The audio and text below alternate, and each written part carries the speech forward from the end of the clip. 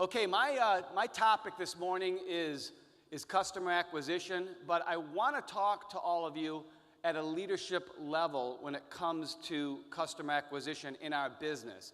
Because I know when a brand new person joins ACN for the very first time, we lay out some goals for them, and we tell them that the first thing they need to do is become an ETT.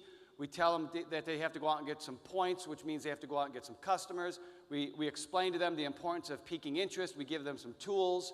We share with them where some local meetings are, and we explain that their goal is to simply invite some people to see the opportunity. But sometimes people are doing what we tell them to do, but they don't really understand the big picture of why what we do actually works.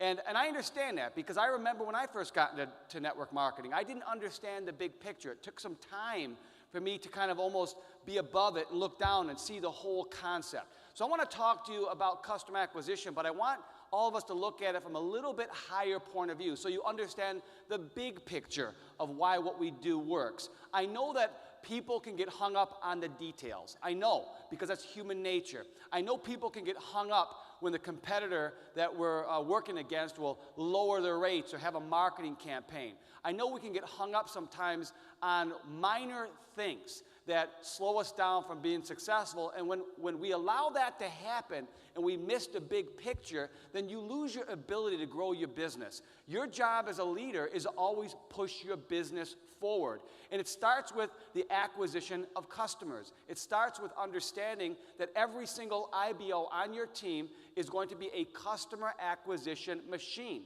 But you've got to look at it through, it's a large distribution channel. That's what it is. That's what we do. But you've got to look at it from a big picture point of view. So in order for me to do this, I'm going to take you back. I want to take you right back to the very beginning when ACN first started. What a lot of people don't realize is that we had huge obstacles. Deregulation started almost 11 years prior to us starting our company. We started ACN in 1993. Deregulation didn't just happen. The market was already deregulated for a very long time. We were the first country globally to deregulate our telecommunication services.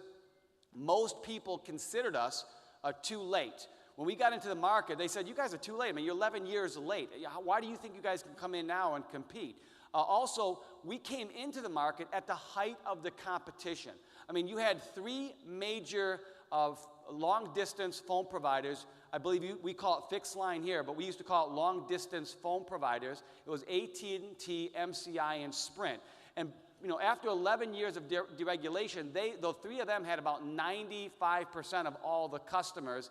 But there was probably 400 companies in all competing for that same block of business. But the three major providers had the majority of the customers, and they had extremely deep pockets. In other words, they had billions of dollars. Just AT&T alone had an annual budget of $1 billion for their advertising campaign. Now think about that when you're competing against another company. You're competing with a company that's spending $1 billion a year to prevent you from succeeding. Do you think they had an advantage? Absolutely. Also, they would lower their prices.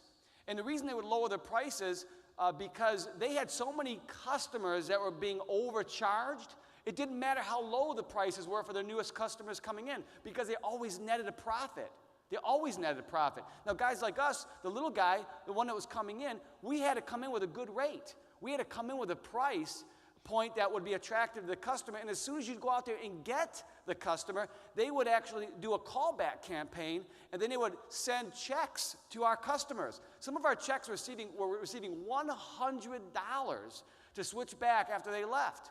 And we used to have to come up with all kinds of things. We used to say things like, listen, why would you want to do business with a company that's been ripping you off for the last 20 years, and the only reason they offer you as an incentive is because you left?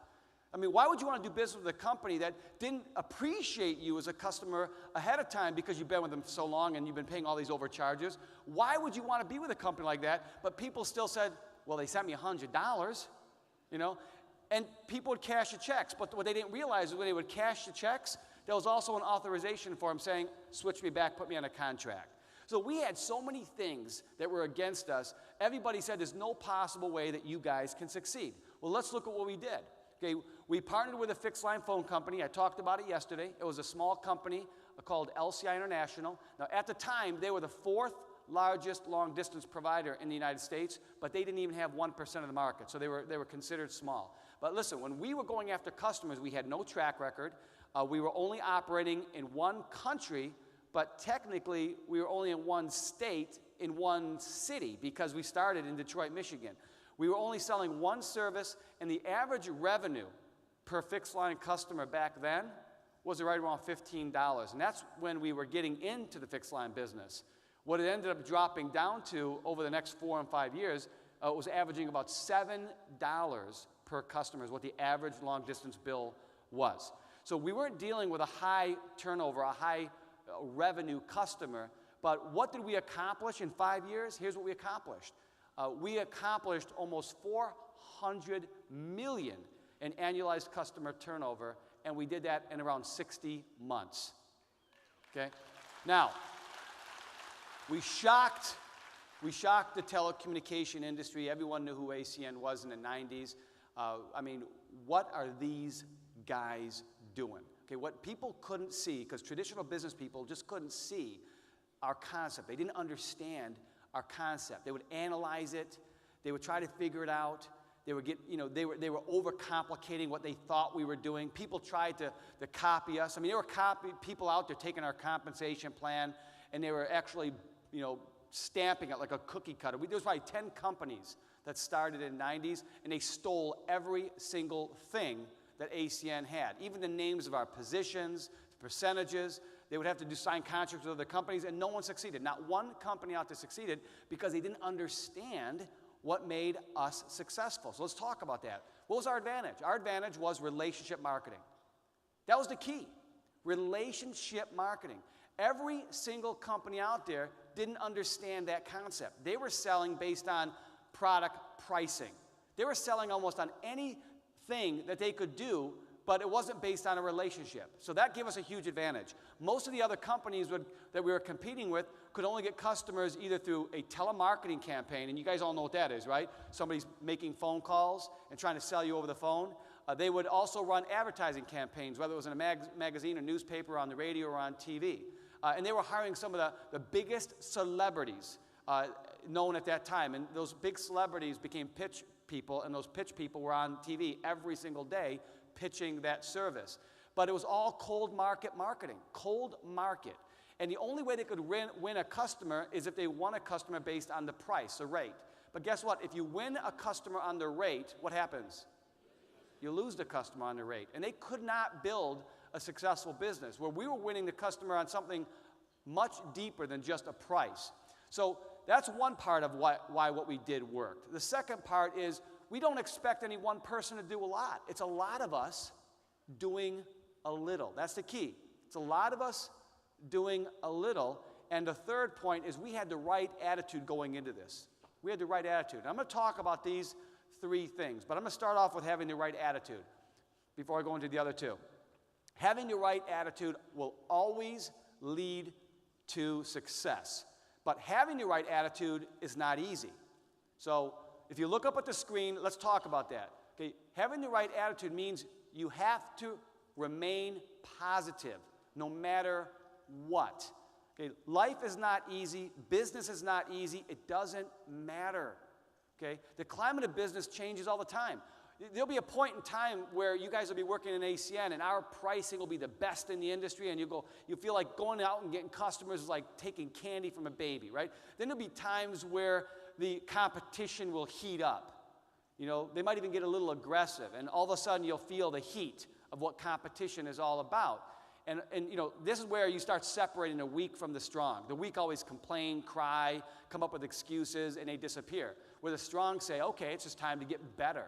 It's time to get better. That's all there is to it. We've got to become better. So you have to stay positive no matter what, because you're the example. And we're in a business leading people. Successful people know there are always obstacles and challenges ahead of us. And if you don't have one now, trust me, one is coming. Successful people always look for and find solutions. And that's the key. They look for and what? Find solutions.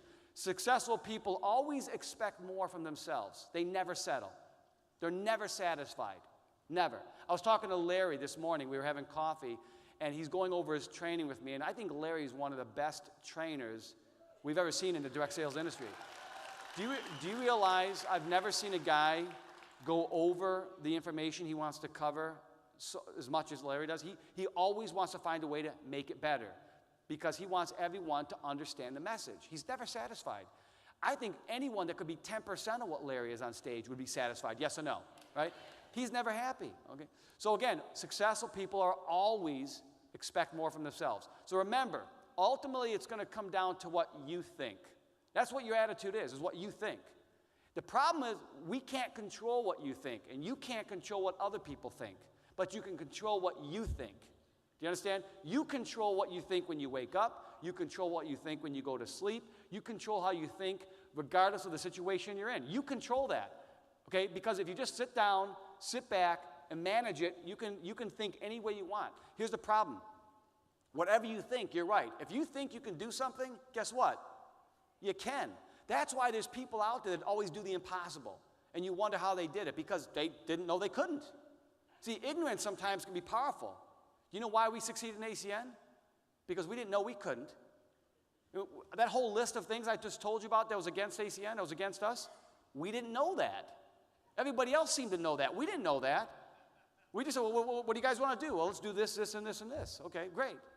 And we did it because we didn't know we couldn't. So that's the attitude you have to have. Don't let anybody tell you that you can't do something. Don't ever believe that you can't be great. You can. Every one of you have greatness in you. You just have to believe it yourself. But if you think you can't, you can't. If you think you can, you can. And that's the challenge we have in our business. Sometimes you look at somebody and you say to yourself, I see more in them than they see in themselves. And there's nothing more frustrating than that. There's nothing more frustrating than that.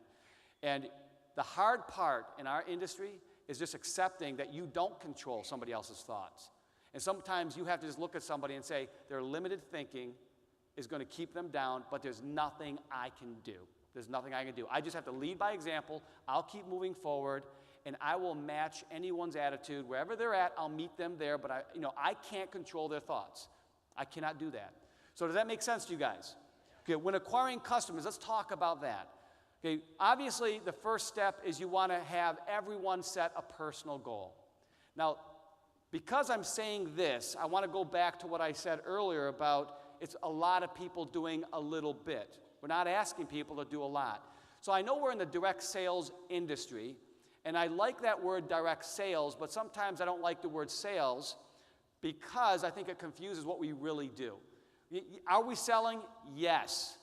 Okay, yes, but it's not a typical sales business. When you work in sales, most companies will give you a quota, okay, and that quota must be met for you to maintain your job, okay? A quota is a minimum amount of sales based on a period of time. So when you look at the ACN system, we're saying to you, what does it take to get to the maximum payout through the residual commission structure in ACN? Now, naturally, if you move up the plan when you become an SVP or an RVP, you're going to get paid on more levels, but regardless of that, what are we asking everyone to do if we were to say, what's your maximum goal to get all levels through all the customers, through all the levels within the organization? It's how many points? 50 points. Now, we know some of the customers in ACN represent 4 points. We know some represent 2. Probably some here represent 1. But let's forget the point structure for a minute. Let me just say, just for an average, let's just say every customer was worth 2 points, just for my average. So let's say 25 customers was the target that you needed to hit for you to have the maximum payout in ACN. Now think about what I'm saying to you. We're not asking you to go out and get 25 customers a day. That's not your quota. We're not asking you to go out and get 25 customers a week. We're not asking you to go out and get 25 customers a month. We're not asking you to get 25 customers a year. Okay? What are we asking you to do? We're saying based on succeeding in your business, your lifetime goal is 25 customers. So this is where people will cross the threshold of understanding the concept. The concept is, do you think it's possible that if somebody got enough training in ACN, do you think it's possible that they could get 25 customers in their lifetime, yes or no? Okay, you have to believe that. Because if you don't believe that, then you're in the wrong business. I believe I can take an idiot that's never sold anything before, that's never been in business before, that has zero friends, that has no personality, no charisma, a complete idiot. I could sit down with him. You give me enough time with him, I will train him how to get 25 customers.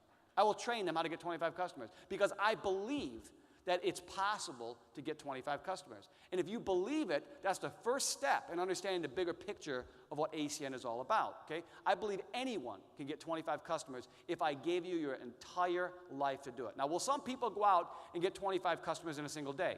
Yes. It's rare, but I've seen it. I've seen people get up to 40 customers in a single day, okay, in ACN, okay? Will some people take all week to get 25 customers? Will some people want to take all year? Yes. Will some people take a couple years? Yes. Okay, it doesn't matter because we're not putting a time limit on it. Okay? You'll do it when you do it, and that's all that matters. Got it? You do it when you do it. But the goal is 25, and here's the only other part of our system is you got to maintain it. You got to maintain it. Now, why is that an important thing? It's because if one customer drops off, your only job is to replace that customer. And this is where you're going to learn the value of keeping a customer versus just trying to churn somebody on and burn them. Does that make sense? It's not just about getting a customer, it's also about understanding how to keep a customer. Because it makes your life easier if you don't have to have a customer drop off. True or false? Okay. Does that make sense? Can you guys handle the personal goal? Do you guys believe it's possible for anybody? Okay. Step 2. In order for someone to get customers, you have to focus on the reasons why somebody should be your customers, and you have to get beyond something that you feel may be an issue. Now, let me explain this. I always hear people come up with their reasons why they think they can't get customers, and it's sickening. Okay? It's absolutely sickening. I was in the United Kingdom. I was sitting down with a woman who at that time was a regional vice president, and she decided that this was going to be her day to sit down with me and tell me all the reasons why you couldn't get a customer in the UK.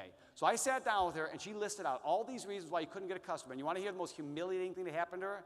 Somebody walked up right when she was in the middle of her little speech. It was a young guy. He was in his 20s. He said, listen, just wanted to meet you, Mr. Cupisz. Oh, nice to meet you. How are you? Shaking hands. Listen, I just wanted you to know I just got started a week ago, and I've already got all my points to be qualified through my 7 levels. Nice to meet you. Thank you. And you were saying? Do you understand? Do you understand? Think about it, okay? If you believe and you come up with the reasons why someone won't be a customer and that's your focus, it's like what Jeff said on stage yesterday when he turned the lights down and he had that light from his, I think he was facing the phone out, but it's what you reflect on. I think those are the words he was using. It's what you see becomes your reality. Okay, you choose that reality. See, to me, I'd rather say, why should somebody become my customer? Let me list out those reasons, and I'm going to focus on that. Do you think TV commercials come on, between the favorite TV shows that you're watching when they're advertising a new product? Do you think they list out all the reasons why somebody shouldn't be a customer? Or do you think they come up with all the scenarios of why somebody should be a customer?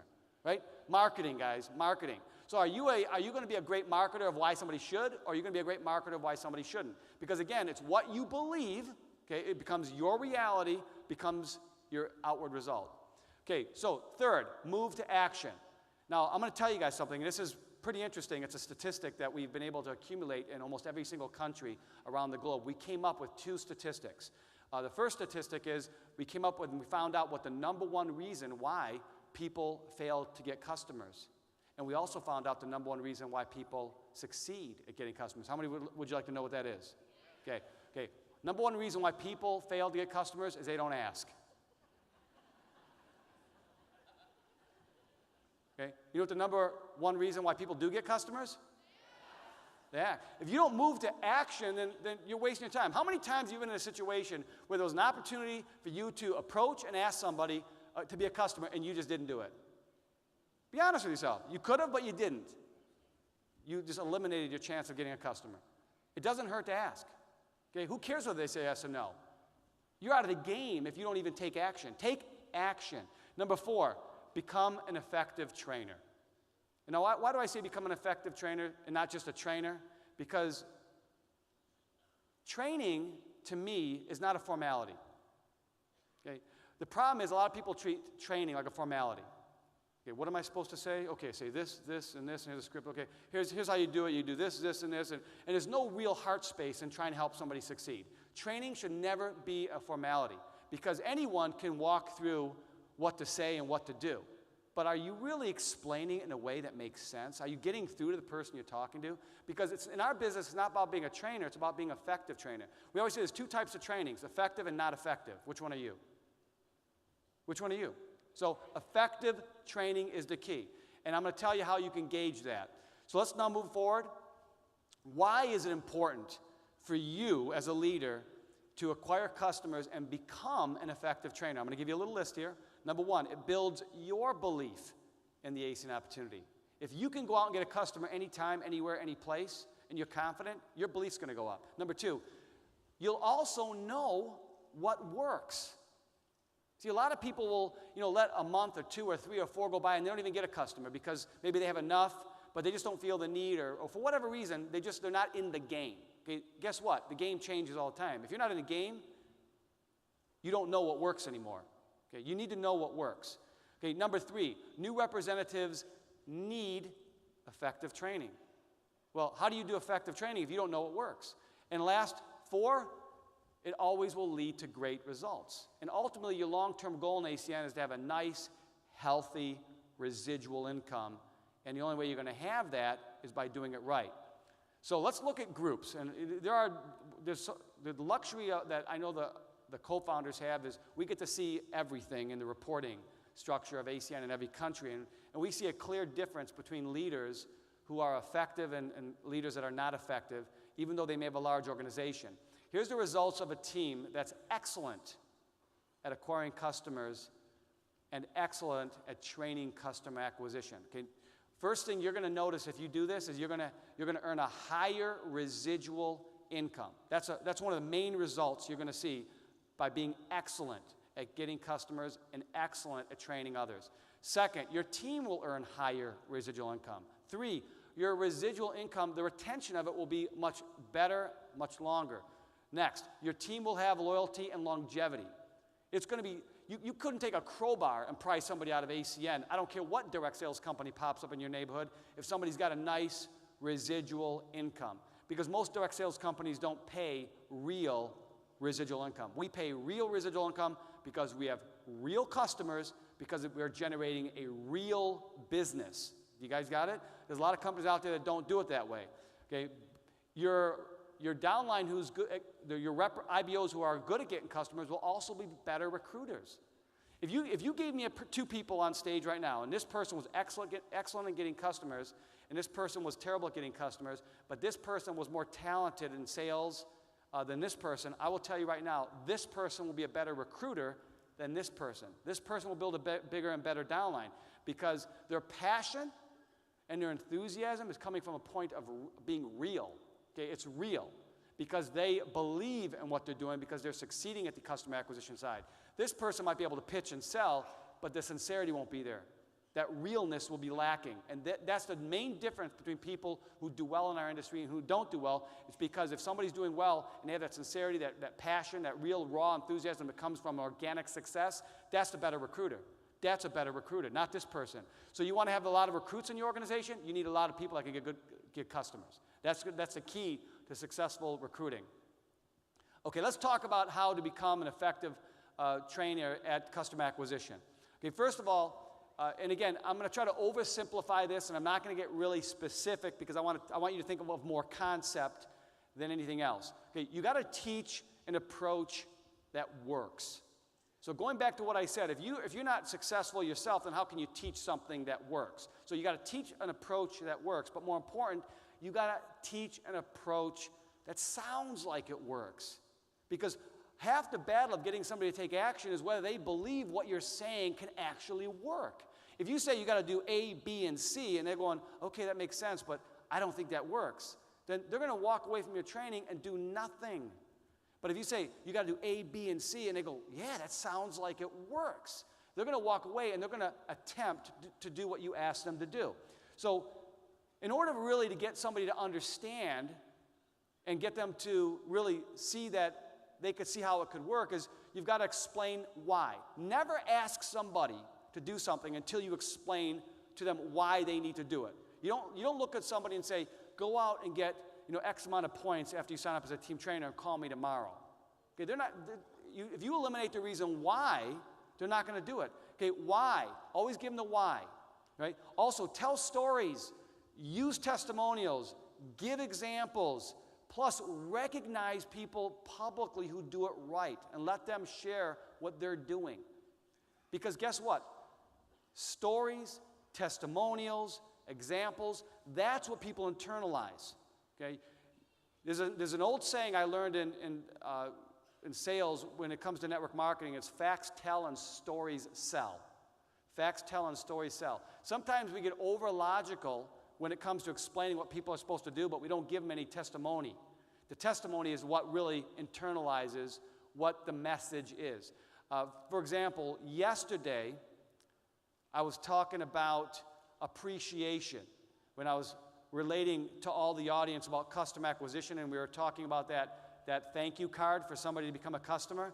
Somebody approached me backstage, and they said that story of how the lady named Diane in a restaurant, who I actually did a little toast to and thanked her in front of her dad.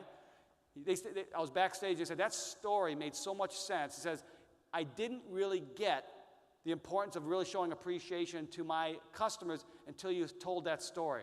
And while I was sitting there, I'm thinking to myself, well, that's right. It was a story that made him understand. Got it? It wasn't what I was, me putting a card up on the screen and saying, hey, show appreciation, thank a customer. That was the message, but it didn't internalize to that person backstage until they heard the story. Does that make sense to you guys? So tell lots of stories. Give lots of testimony. Give lots of examples. If you don't have any yourself, use your uplines. When you start getting some, use your own. When your downline starts getting great stories, start using your downline.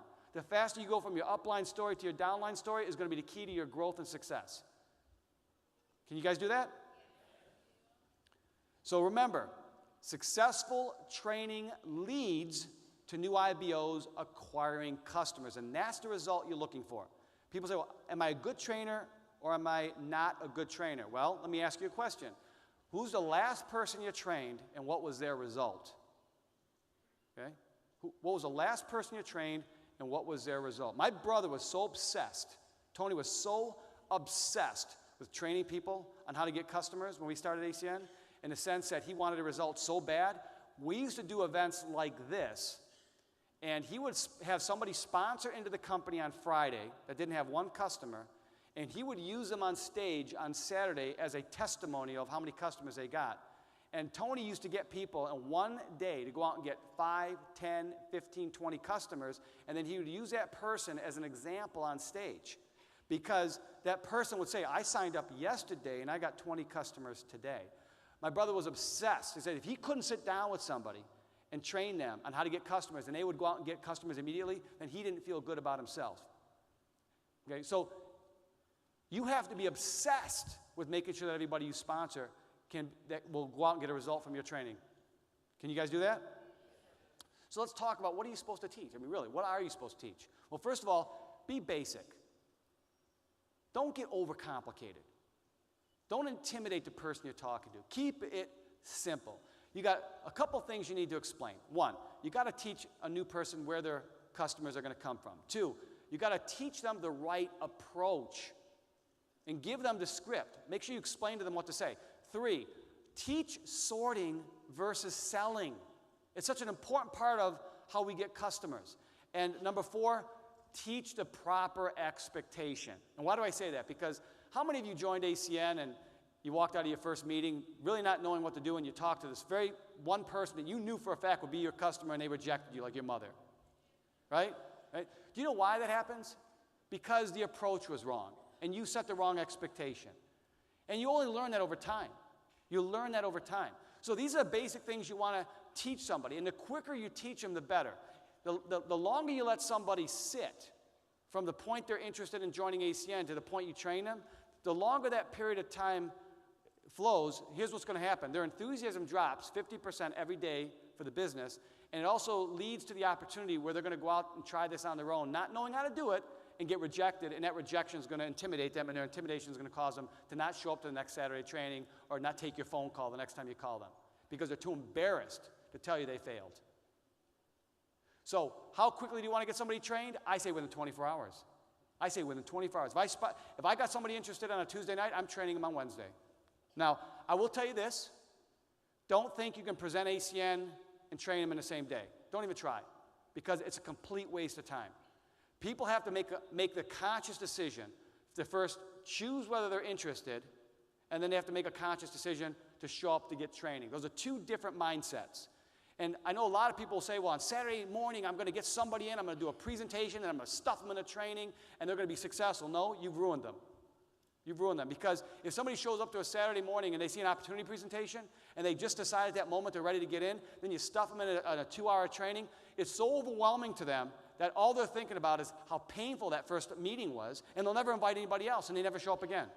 So you've got to divide your events appropriately, that you either present the opportunity or your training. That's all there is to it. And you schedule those meetings at a separate time. You don't try to stuff both things down one pipe. Does that make sense to you guys? Okay, but do it quickly. Never let 24 hours go by without a training, unless you have to. Okay, also, let's break down customer sources first, because again, you're thinking simplicity. We're not asking people to go out and get a lot of customers. Say 25 is a number, just for my example. Okay, first source for your customers is yourself. And I would sit down with everybody and say, you need to become a customer of all the products and services you're selling because of a couple of reasons. One, you can't sell something if you're not using it yourself, because you don't have the experience of what the product's like. Number two, you need to learn how to sign someone up. And how do you learn how to sign someone up? Is you sign yourself up. If you sign yourself up, you'll know how to sign someone else up. So sign yourself up immediately. Okay? Also, the second source of customers will be any prospect that you introduce to ACN, but they, for whatever reason, chose not to join. Maybe they didn't say no, but maybe they're still in that think about it mode, but move to getting them as a customer. Because I found, and I know a lot of you have found, that most people won't give you a double no. They might say no to the opportunity, but they'll say yes to the service. And one of the things I've always taught people, and this goes way back to the very first year we were in operation, I said, can you imagine making 25 or 50 cents every month on every person that said no in your entire organization about looking at the opportunity? Would that be pretty cool? Okay? That's why it's 100% must that if somebody says no to the opportunity, you move to getting them as a customer, and that's okay too. That's okay too. Don't worry about whether everyone joins your business. Some people are meant to be your customer. You just don't know it yet. So I learned this because I used to sit down with people all the time. I'd present ACN, and I'd say, are you in or you out? Are you interested? And they'd say, well, I'm not really sure. I said, well, listen, would you do me a favor then at least? You don't have to do ACN, but would you at least just be one of my customers? And if you do that, you'd really be helping me out. And people would say, yeah, I can do that. I'll do that. And then I would get them on the service. And in my mind, that might also be the key thing to getting them into business later down the road, because now they're using the product. Now they're an actual customer. Your best recruits in the future are always customers because they're already users. They've already experienced what you're marketing. So never let that opportunity walk away from you. Don't get so hung up on the fact that I want them as a rep. I got to have them as a rep. If they're not my rep, then I'm going to go crazy. They got to be my rep. No, they're going to be something. Okay, they're either going to be your rep or you're going to be your customer. That's how you got to think. Don't worry about it. Can you guys do that? Number three, everyone else. Okay, everyone else in your warm market. There's going to be a lot of people that it makes more sense to them for you to get them as a customer than as a rep. And you'll know. I can't tell you who. You'll know. Those opportunities are always going to arise. Now, when you look at 1, 2, and 3 up on the screen, you don't have to really teach number 1. Okay, you really got to teach 2 and 3. So let's talk about 2 and 3. Prospects who do not get involved with the ACN opportunity and everyone else, which is your warm market. The first thing you have to explain to people is they're going to fall in 3 categories. And you guys have all seen this, right? Red apples, green apples, and brown apples. I'm not going to say rotten anymore. We're just going to call it brown. We all know what brown means, right? Right. Right off the bat, 10% of everyone you approach to become a customer is going to say yes. And I love when people experience this for the very first time because you don't expect it. You look at somebody with insecurity, you pick up the phone and say, would you do me a favor and help me out? Try my service? They go, yeah, anything you need. You go, really? Do you want to think about it maybe? How about I get you some information? We'll talk about this next week. I don't want you to rush into anything. You know? Some people just get intimidated right off the bat because they didn't actually expect somebody would say yes. And guess what? There's going to be a lot of people out there that are just going to say yes because of your relationship. And that's okay. That's what our business is all about. Make sense? So 1 out of 10 is going to probably say yes right away. Don't get intimidated. Move quickly. 10%, the other 10% are going to say no. I mean, and it's going to shock you. I mean, it's your one friend that you thought would support you no matter what. And they're going to look at you and go, no, I'm not interested. I ain't going to switch. Say, I just need you to help me. No, I ain't going to do it. I'm happy where I'm at. And then they'll even try to talk you out of doing ACN. They'll spend the rest of the time saying, you're stupid. You're crazy. What are you doing? What did you get yourself into? You paid what? To do that? Okay? Because they don't understand. Okay? So what? So 10% are going to say no right off the bat. 10% are going to say yes right off the bat. Really, what do we got to look at here? What do you really have to train people on? It's that 80%. It's that 80%. And that's the middle group. That's the green apples. And those are the ones that just haven't decided yet whether they're going to say yes or no. They haven't decided. And what you do from that point forward will help them say yes or help them say no. So what can you do to be what can you do to be better at acquiring customers? Okay, number one, do your homework. We have people that live in different countries. You're working in different markets. Okay, the more you actually understand, the more success you will have. And I'm going to explain this in a little bit more detail, but if you get confused, your prospect will be confused. So learn about the products and learn about the market that you're in and familiarize yourself with the most commonly asked questions and answers, and you want to set the appropriate product expectations. Don't overpromote. But let me talk about the third point. I learned this a long time ago from somebody who was one of my mentors, and we were talking about what you need to know. And my mentor said something to me, and it just made sense. He says, Mike, he goes, there's so many educated derelicts out there. He says, there's people out there that spend their whole life trying to educate themselves. And they're very, very intelligent and very, very smart, but they never get a result in anything because they're insecure. They think that they need more and more and more and more knowledge, but they never take action on any of it. He says, the key is just understand this. Do you want to be an expert? I go, yeah. He says, you just need to know 1% more than the person you're talking to. So really what it comes down to is what do you need to know to move forward? Really. I'm going to ask all you guys, think about this. What do you think you need to know in acquiring customers to move forward? What do you think you need to know? Just think about it. And I'm going to tell you what you need to know. You need to know the answer to the question that someone's going to ask you. That's what you need to know. So here's what you're going to discover. You're going to discover that the same questions are going to come up over and over and over and over again. You're going to find that out for yourself. If you talk to enough people, you're going to find out that the same pattern of questions come up over and over and over and over again. You're going to find that maybe there's going to be a top 5 and a top 10 grouping of questions. And maybe 80% of the questions will be the top 5 and the rest will come in the form of the other 5. But so here's what you need to know. Write those questions down and get the answers to those questions. You've now become a telecommunications expert in the industry of direct sales. Do you guys like that? Yeah, you're an expert. So what do you need to know? You need to know what people ask. And how do you know what people are going to ask? You put yourself out there, and you get asked a lot of questions that you don't have answers for. That's how you do it. Yeah, how do you know what you need to know? You just get out there and talk to people. Every one of you are going to be put in a funny situation where you're not going to know the answer for something that seems like a simple question, and you're going to feel foolish. No problem. That's how you learn. That's how you find out what you need to know. So familiarize yourself with the most commonly asked questions. We have it in the back office, but there's going to be a lot of new questions that may pop up as time goes on. Familiarize yourself with those commonly asked questions, and guess what? When somebody asks you, you can answer quickly. People go, wow, you're an expert. Wow. And as soon as you answer fast, they get intimidated because they know you know. And when they're intimidated, that's when they become your customer the easiest because they don't want to debate you anymore. Okay. Let's look at the characteristics of a potential customer. Okay, most people buy emotionally, not logically. And that's throughout every industry from any company out there that's selling something. People are not technical, even though you might be. I love when I meet technical people. They know everything about everything, so they just assume everybody else is technical. Okay? If you're technical, don't think everyone else is technical. Okay, savings is not the most important factor when getting a customer. And if you really understand the way humans think and feel, they actually feel great about supporting someone they know. And they'll always respond positive to the correct approach. So that's why earlier when I said some of you might have approached your own mother and she said no, because it wasn't the right approach. But if you approach your mother the right way, she's going to say yes.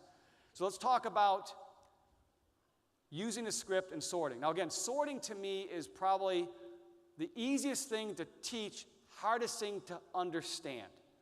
Because I don't care who we are, human nature always makes us sell we don't get sorting. Okay? When you're dealing with your warm market, your friends and your family, the first thing you're going to learn quickly is that people are not sales resistant. They're sales people resistant. That's human nature. We're not sales resistant, we're sales people resistant. And your friends and family don't want to be sold by what? A friend or family member. So don't come at your friends and family like this newfound gifted salesperson, because that's where they're going to resist you. And that's where a lot of people fail in the approach in our industry, because they think that you have to be a salesperson to go out and get a customer, and that's not the case. You just have to use the script, and you have to learn how to sort red apples from green apples from brown apples. If they're a red apple, what do? You sign them up. If they're a green apple, you follow the script. And if you're a brown apple, you move on. So let's talk about the script. You'll notice that when people teach you the script, you're going to find out that there's 3 key words: favor, help, try. Favor, help, try. And if you use these words with a sense of urgency and enthusiasm, that will always equal success. Now, I want to tell you something interesting about those 3 words. They are powerless without enthusiasm and urgency. Powerless. If you don't combine enthusiasm and urgency with those 3, they're powerless. So do you want to add power to your script, yes or no? Okay, so you've got to have the right disposition when you're talking to somebody. So let's talk about the script. Can you do me a huge favor? Now, anyone can ask that at any time. We say it every day. Even though we're putting it in a script, it's one of the most natural things we say every day. If you're sitting at a table and you want somebody to pass over the mayo because you want to dip your french fries in it and it's a little bit too far for you to reach, you might say, hey, can you do me a favor, as you're pointing, with the expectation that they're going to actually do it. Does that make sense? Hey, can you do me a favor? Can you hand me that mayo? Okay? You have to have that same kind of disposition when you're asking somebody to become your customer. Hey, listen, can you do me a favor? I need you to become one of my customers. You have to have a certain way about you, not a sense of insecurity. Hey, can you do me a favor, man? Nobody's going to respond positive to that. Okay? You ask a question and you just be quiet and you wait for a response. But if you ask the question the right way, people are going to typically be red, green, or rotten, right? If they're red, they're going to say, yeah, what do you need? Yeah, what do you need? That's a great response, red. Or they might say, well, what exactly is it? Right? Or they might say, not interested in helping you, not going to do it. It doesn't really matter. But once somebody decides whether they're red, green, or brown, this is where you decide which direction to go. If they're red, you continue with the script. That's obviously what sorting is all about. If they're green, they're going to ask questions. Well, then you answer the question and just continue with the script. And if they're a brown, just move on. Don't worry about it. There's nowhere in our training that will teach you, and there's nowhere you should teach somebody to try to take somebody who's presenting themselves as negative and try to make them positive. If somebody does not want to be a customer and you can sense right away they're not going to support you, say, don't worry about it. Don't worry about it, and you move on. The quicker you can move on from a brown apple, the more successful you'll be in this business. We do not sell, we sort, and here's the great thing. You don't have to guess. By their response, you will know. By their response, you will know. My father was in car sales, and you know what he taught me? He said, Mike, he goes, I've been in car sales my whole life. He goes, then I moved up to manager. He goes, you know what made me successful in the sales business? I said, what? He says, I could qualify like nobody else. He goes, I could qualify. He goes, I would ask 3 questions to a person I was handling a lot. Based on their answer, I knew whether I should continue with them or find somebody else. He never sold a car. He just listened to their responses. Based on those responses, he determined whether they even qualified for him to spend time with to sell them a car. And that's what our job is. That's what sorting is, qualifying. Okay? Do you want to move forward with somebody or not? Nowhere in our training will we ever say you sell. No, selling is taking a negative person and trying to flip them into a positive. It's trying to take a no and turn them into a yes. We only need 25 potential customers. That's it. So you don't need to go out there and spend a lot of time trying to convince people.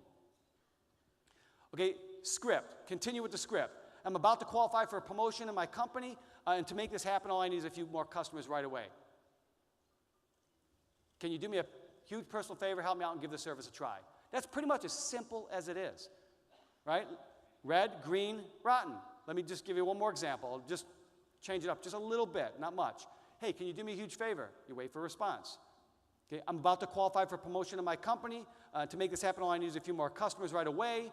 I offer several services to an online store. It would be great if you'd be a customer of all my services, but if not, would you just at least try one? See, it's simple. It's asking. That's all it is, right? Red apples, green apples, brown apples. Now, green apples are actually the hardest ones to deal with. Green apples, you just have to manage the process in your own head. Answer the question, ask for the favor. Answer the question, ask for the favor. A question might be as simple as, well, what services are you offering? You answer the question. Right now I'm talking about energy, or right now I'm talking about mobile, right? Whatever you're talking to them about, answer the question. Always say at the end of your answer, but more important, can you do me a huge favor, help me out and give the service a try? Why do you always end with the question? Is because the person that's asking the question is always in control of the flow of the conversation, but most important, you're always bringing up what's most important. You're bringing up what's most important. They're asking a question because they're really saying subconsciously is, give me a reason why I should. Because if you don't, then I'm going to come up with a reason why I shouldn't. Make sense? That's why it's important for you to know 1% more than them. How much will it cost? Let me explain. But more important, can you do me a huge favor, help me out and give the service a try? Why should I try your service? I'm happy with what I have. Let me explain. But more important, can you do me a huge favor, help me out and give the service a try? What are we doing here? We're answering the question and you're asking for the favor. That's it. How do you deal with brown apples? That's the easiest group. Think like a big business. Think like a big business. Okay? Not everyone is going to say yes. Everyone knows that in business. So don't get hung up on it. Okay? Don't get upset. Understand sorting, not selling. No today doesn't necessarily mean no forever. It might mean no for now, but yes for later. A lot of times people will see your commitment. You might even get better at your craft, and you could always reapproach somebody. So don't make somebody feel bad if they say no. Thank them anyways. Okay? Explain to people why people are going to reject them and say no. Teach them about the approach. And say, look, if someone says no to you, that's no problem. We all experience that. But if 10 people say no to you, you're doing it wrong. Because there's no way you're going to talk to 10 people and have all people say, no, you're doing it wrong. Let's get back into the drawing board and figure this thing out. Prepare new representatives for the negativity of rejection. Prepare them. Make sure they understand it's a part of the business. And also teach them it's about having fun. My brother and I used to mess with people's brains all the time. Like when we would approach somebody and ask them to become a customer, if they said no, we accepted that in our head, but we always took that opportunity to mess with people. We'd say, what's wrong? It's confusing, man. What's confusing? Of all people, I thought you would be the one that would help me. It's weird. Anyways, if there's anything you need, let me know, But have fun with it. It's okay if people say no to you. It's okay. Have fun with it. Mess with people. You'll find just by making it light and joking sometimes, you might turn a no into a yes. People might actually laugh and go, all right, I'll do it. Jeez, what are you guys doing? Trying to kill me over here. But you guys understand, customer acquisition is not that difficult. It's not that difficult. It really isn't. Okay? Every one of you can be great at it. And number two, you can even be greater teachers. You can even be greater teachers. But ultimately, my training today is based on you to think of the big picture. We're not asking any one person to do a lot. Those of you in this room that have the largest teams, okay, with the group that is successful at getting anywhere from 10 to 25 customers, and they're confident and they can do it, you're going to be the most successful people in ACN. But customer acquisition is ultimately the key to our business. If you don't have success in it, then you're not going to have long-term success. It's all about understanding what we do, our machine, and if we're the best at acquiring customers and we're the best at training people on how to do it, all of you are going to have massive success in ACN. Thank you very much.